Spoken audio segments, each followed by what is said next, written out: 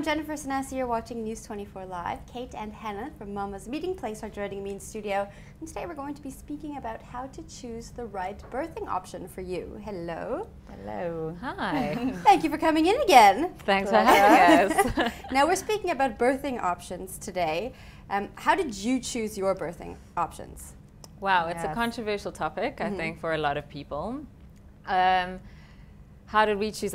Well, how did I choose mine? I always knew that I wanted a natural delivery. I think it's a very personal thing.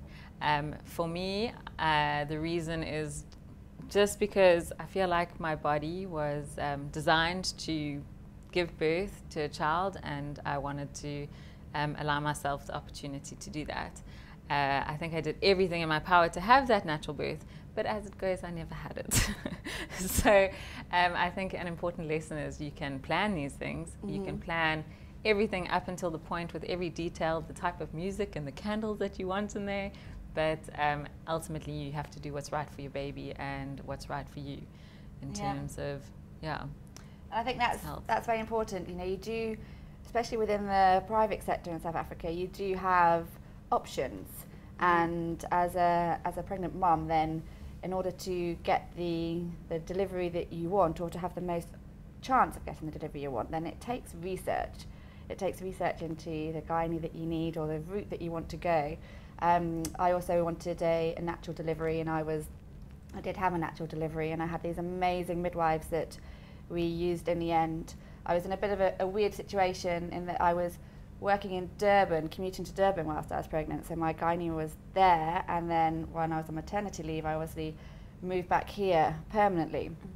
So I needed to find a hospital and who I was going to give birth with.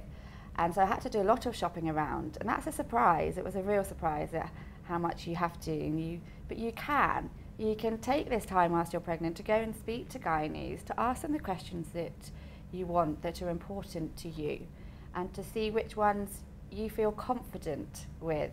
And after you do speak to people, you start hearing the same names again that suit your route. And I went with midwives from Birth Options, and they were just amazing. They really were. I think on that, some people, when you do start talking to people, when you start talking to your circle of friends, there are definitely people who come up as being more pro-natural and more pro-cesarean. So depending on what you would like for yourself, that's the people that you gravitate towards most. And I think if you don't do your research, you can end up being in a situation where you have chosen a specific gynae, and towards the end of your pregnancy, once you've built a rapport with them, you start getting pushed into a situation that you don't necessarily want to be, because it's not the plan that you had from the start. That's why it's so important to shop around, know what you want from the beginning, and stick with that route. Personally, I was at a particular gynae and ended up changing halfway through my pregnancy because I realized that that particular person was more pro-cesarean, and I was adamant that I wanted a natural birth.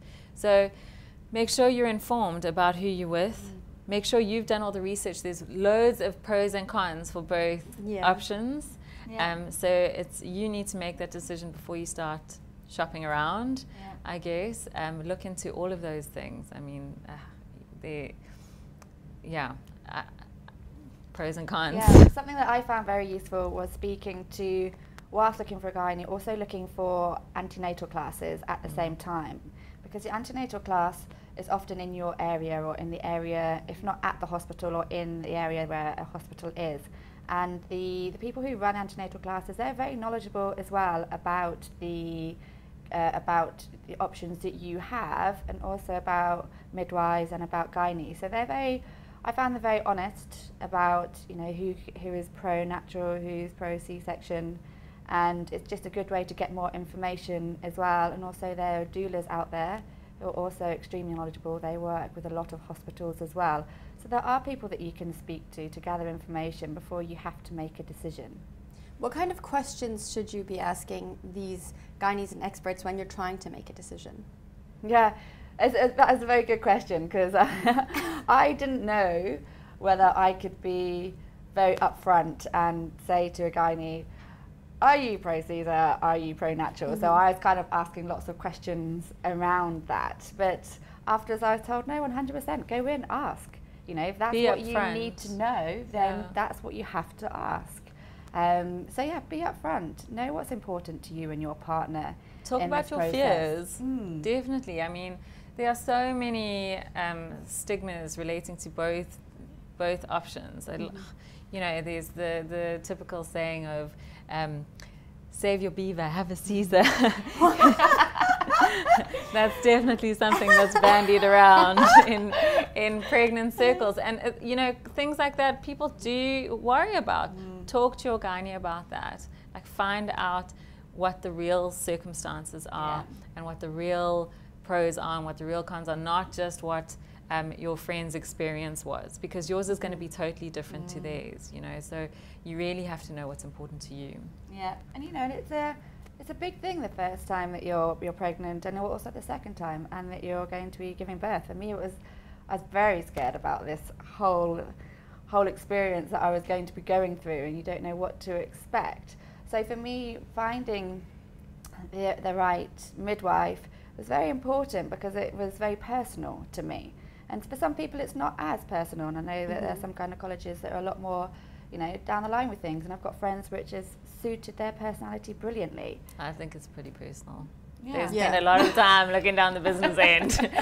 I think you really have to trust the person that you're with. And I think trust is a massive thing. Because if something does happen towards the end of your pregnancy, like it did with me, and I ended up having an emergency C-section,